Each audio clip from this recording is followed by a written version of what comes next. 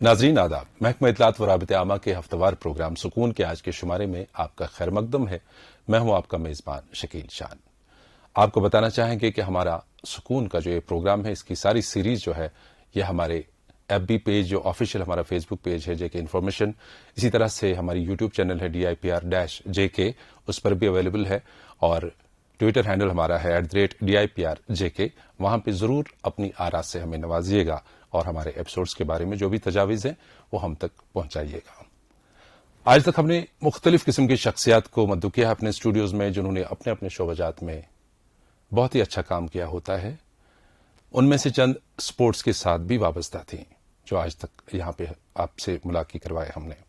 ऐसी एक शख्सियत आज हमारे प्रोग्राम में मौजूद है, जो कि फर्स्ट फीमेल स्पोर्ट्स जर्नलिस्ट हैं और इसके साथ साथ पब्लिशर हैं the only and first sports magazine, जो मंथली मैगजीन होता है स्पोर्ट्स अनलिमिटेड उसके नाम से, ये जारी करती हैं मंथली लेवल पे।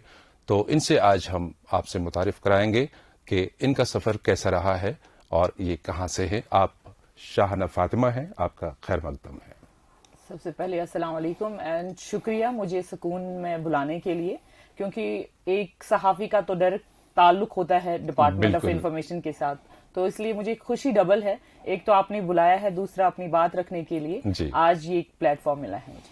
तो शाहना, आप श्रीनगर से ही हैं? जी, श्रीनगर के डाउनटाउन इलाके में। बिल्कुल। तो आमतौर पे चाहे डाउनटाउन या सिविलाइंस की बात हो, कश्मीर की बात करेंगे। एक ब्रॉडर सिनेरियो में देखा जाता है कि जब लड़की बड़ी हो जाती है, 10th के बाद 11th करती है, 12th के बाद आमतौर पे आजकल की जो होड़ लगी है, चाहे लड़के हो लड़कियां हैं, कि किसी प्रोफेशनल एग्जामिनेशन को क्वालिफाई करा के हम इसे अलग एक स्ट्रीम, डॉक्टर बनाएंगे, इंजीनियर बनाएंगे, IT सेक्टर में ले जाएंगे या कुछ और उसके लिए राह तलाश करते हैं।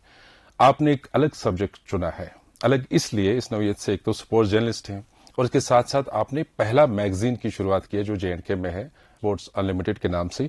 तो ये कैसे ख्याल आया आपको? देखिए शान साहब, शुरुआत तो मेरी भी घर वालों ने वैसी ही करनी चाहिए जैसे एक आम बच्चे की होती है कि आपको 2-3 फील्डों में ही एक चुनना है ताकि फ्यूचर सेट हो, आगे आपको सैलरीज आती रहे, आपका सारा मामला सेट हो जाए।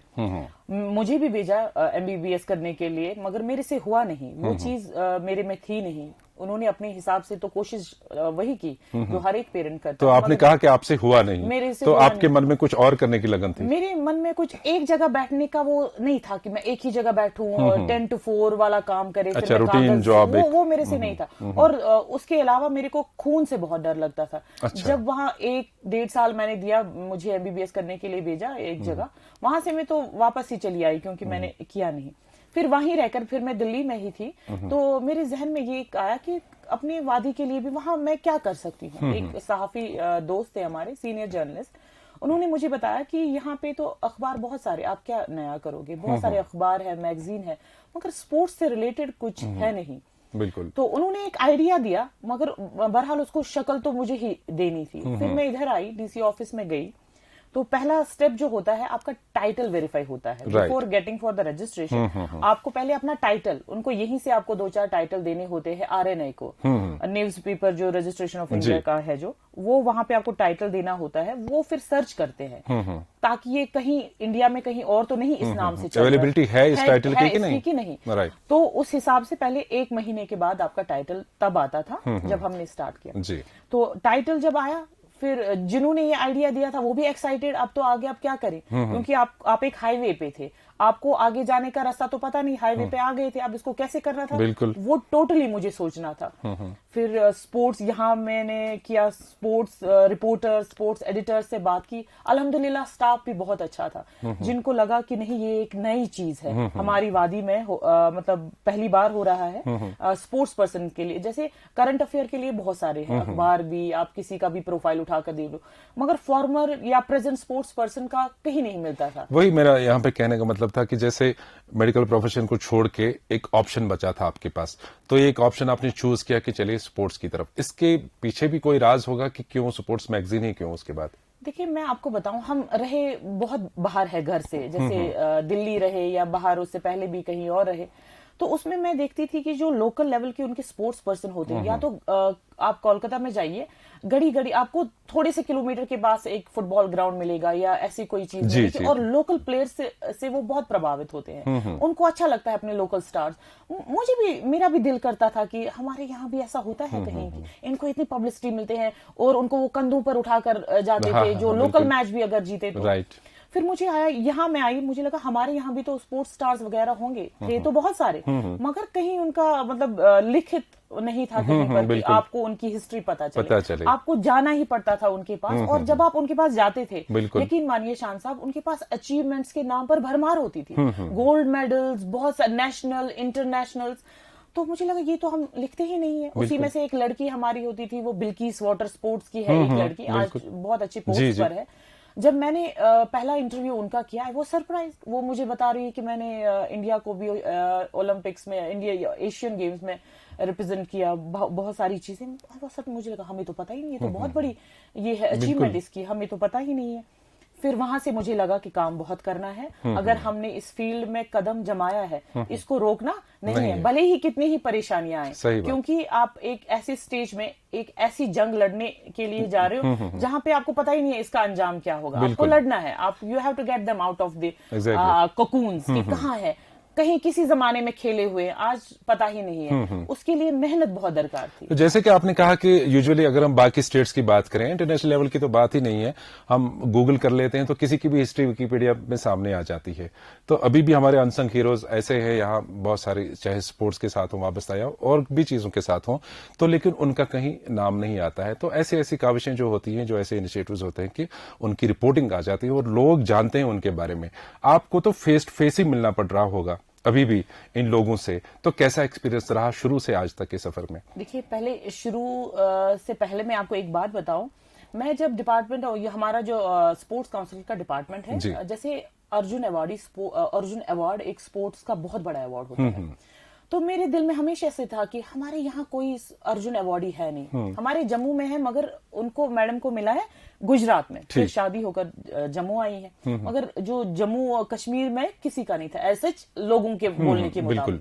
मगर ऐसा था नहीं, हमारे पास एक है, त्राल से एक है मोहम्मद अमीन नायक, आर्मी से लेफ्टिनेंट कर्नल रिटायर हुए हैं। देखिए कैसी पोस्ट पर रिटायर हुए हैं, और पहले अर्जुन अवार्डी है रोइंग के। अच्छा, ये यहाँ पर किसी को पता ही नहीं, अभी तक भी नहीं पता है शायद। बिल्कुल। तो हमें लगा कि ऐसे लोग भी हैं हमारे यहाँ से जिनका किसी को पता ही नहीं है, अंडर रिपोर्टेड है।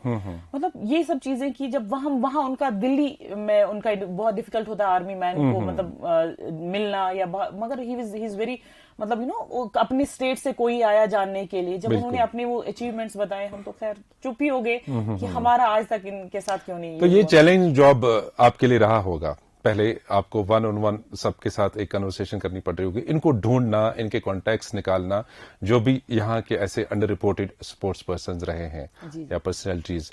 तो शुरुआत में शायद आपको दिक्कतों का भी सामना करना पड़ा होगा, तो आपने कैसे ये मैनेज किया कि सारे लोगों को कैसे आपने कांटेक्ट किया?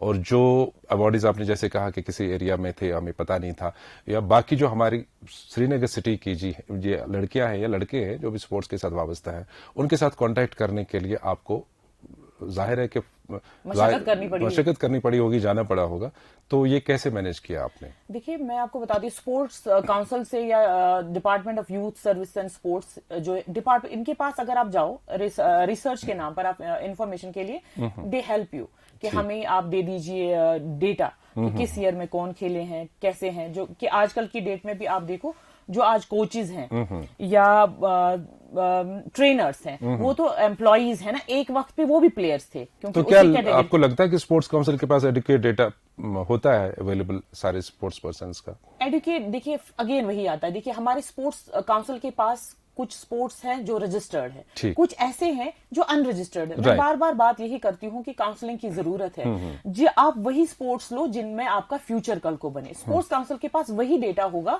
जो इनके पास रजिस्टर्ड है। अनरजिस्टर्ड स्पोर्ट्स इनके पास अगर होगा भी, वो हमारे लिए कोई काम का ही नहीं है, और बच्चे के लिए भी अगर उसमें गोल्ड आए, सिल्वर आए, कुछ भी आए, मगर उसमें तो रिकॉग्नाइज नहीं होता है, नहीं होता है। स्पोर्ट्स काउंसिल के नाम पर आप देखिए डेटा तो बहुत है, मगर कंप्यूटराइज्ड अभी नहीं है कि आपको एक क्लिक अवे पे मिल जाए। इनको भी काम बहुत करना है। हालांकि इंफ्रास्ट्रक्चर के बारे में अगर बात करें तो बहुत इंप्रूवमेंट की उन्होंने, मगर इस बारे में अभी दे हैव टू वर्क। तो शाहना, जैसे कि आप कह रहे हैं कि ये जो अंडर रिपोर्टेड स्पोर्ट्स पर्सनैलिटीज यहाँ की थी, उनको एक प्लेटफॉर्म देने के लिए आपने मैगजीन की शुरुआत की, आपने इनके साथ कांटेक्ट किया, ये तो लोकल लेवल की बात रही।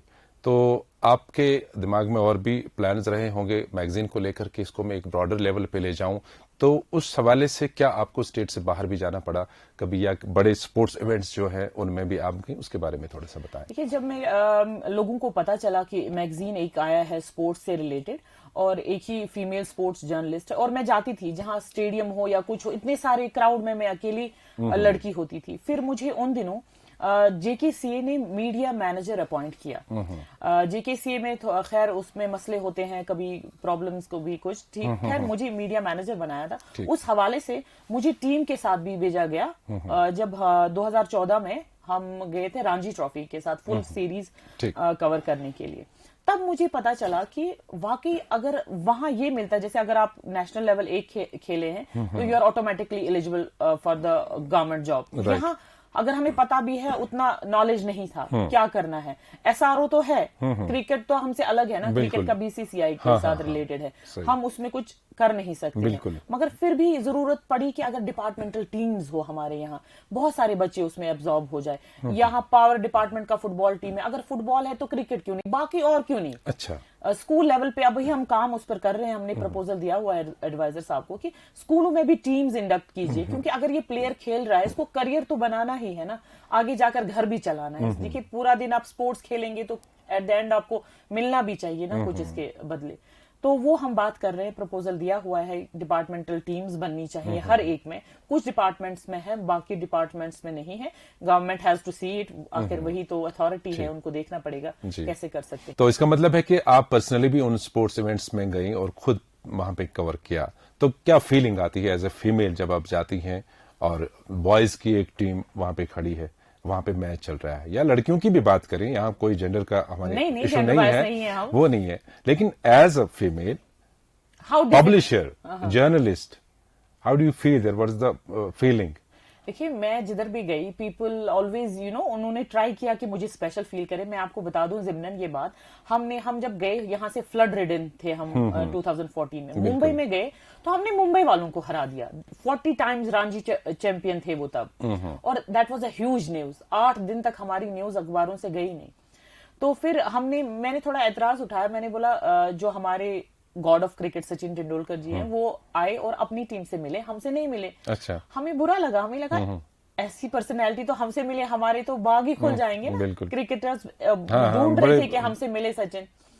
तो मैंने बता दिया, मीडिया वालों ने पूछा कि अब आप क्या चाहें। हमने बोला हमसे भी क्यों नहीं मिलने आई। एक्चुअली आप समझो कि आपकी टीम हार गई है तो आप दूसरे टीम से कैसे मिलो, अगर हम समझ रहे स्पोर्ट्समैन स्पिरिट, वो तो मुंबई के ही। बिल्कुल।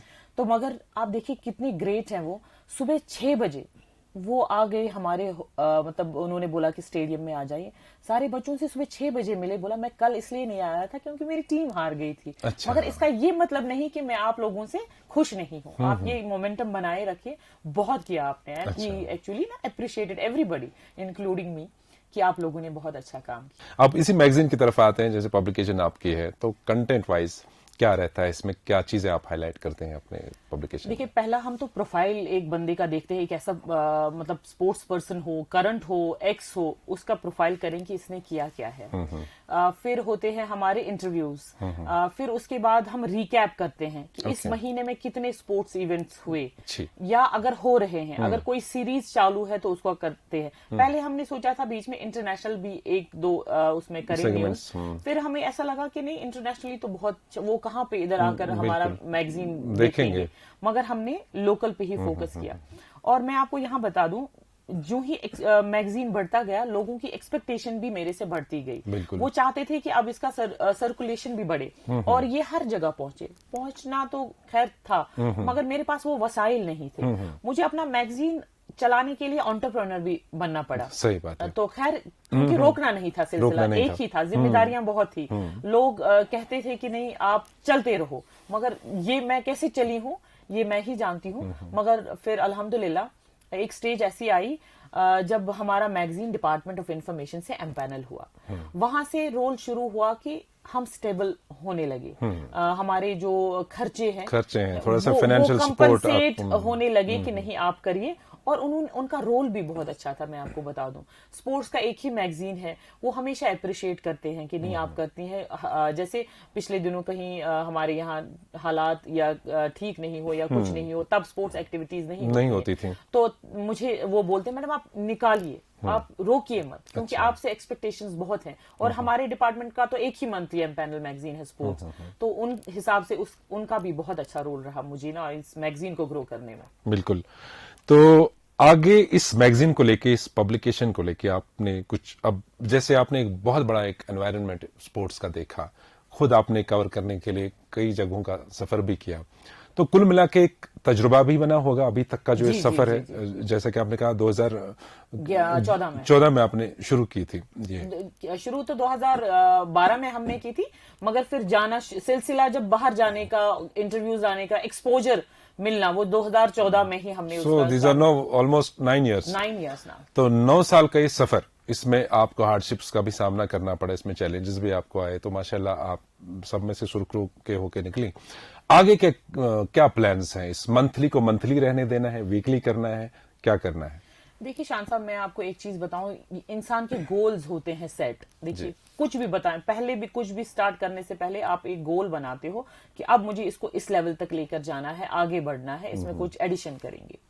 देखिए मंथली का वीकली मैं नहीं बनाऊंगी, क्योंकि उतनी सारी एक्टिविटीज नहीं होती है। Unnecessarily I am not after कि मुझे फाइनेंशियल सपोर्ट मिले, अगर मंथली मिलता है तो मुझे 2 बार मिले, ऐसा बिल्कुल कुछ नहीं। ना ही मैं उन सब चीजों के पीछे, जैसे आजकल सोशल मीडिया पे आप देखते होंगे बहुत सारे सुपरस्टार्स हैं, कोई सेकंड है ही नहीं, एवरीबडी इज फर्स्ट। मतलब विदाउट एनी वेरिफिकेशन हम उनको टैग लगा देते हैं। मुझे बहुत खुशी है आप लोगों ने ये इनिशिएटिव स्टार्ट किया, जहां आप जेन्युइन स्पोर्ट्स पर्सन और जेन्युइन पर्सनैलिटीज को बुलाते हैं। दिस इज मतलब ये अप्रिशिएट करना चाहिए हमें, डिपार्टमेंट ऑफ इंफॉर्मेशन का इनिशिएटिव। हर जगह से बंदा जो मतलब मायूस होकर आता है, यहाँ उसको लगता है कि नहीं आपकी लीगल अचीवमेंट्स यहाँ पर हाईलाइट होती हैं। शुक्रिया इसके लिए।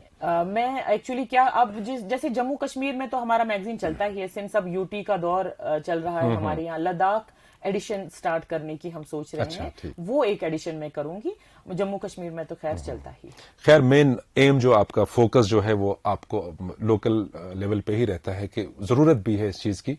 जैसे कि आप कह रहे हैं कि जो हमारे अंडर रिपोर्टेड स्पोर्ट्स पर्संस थे तो उनकी रिपोर्टिंग नहीं होती थी, आज लोगों के पास जानकारी है उनके बारे में आपके मैगजीन के थ्रू। तो क्या लगता है आपको कि अब स्पोर्ट्स की तरफ आ जाएंगे थोड़ा सा, क्योंकि आपका रिलेटेड सब्जेक्ट है ये।